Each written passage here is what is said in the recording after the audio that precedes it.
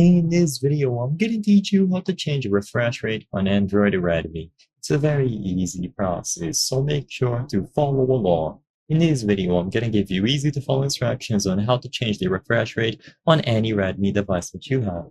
You will be able to set it to the maximum supported by your device, which usually is 120, and you will notice a difference in day-to-day usage and especially when playing fast-paced games. So all that you have to do is go over to the settings. So go into the settings on any Redmi device, scroll down, and you will find the display category. If you cannot find it, just use the search function. Inside of display, scroll down, and under the screen category, you will be able to find refresh rate. And of course, you can also just look up refresh rate with the search function. Now, you will be able to choose between maximum, which should be 120 for most models, and then standard, which is 60. If you are using standard, you will notice that when scrolling up and down, it is going to be jittery, it usually feels bad, and you will clearly notice that the screen is not updating constantly. And immediately upon setting it to 120, you will notice the difference. Keep in mind that this will consume more battery, however, it is absolutely worth it.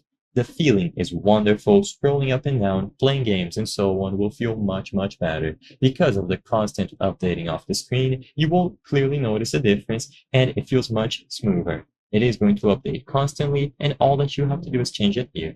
You will not be able to set it to adaptive like the options on a Samsung device, for example. So it is always going to be fixed to 120. It is going to make everything crisp, especially games, but it will consume a lot more battery. So you have to decide if the trade-off is worthwhile. And of course, if you are using battery saver mode, you will not be able to set it to maximum. You have to turn battery saver off, and then you will be able to choose maximum.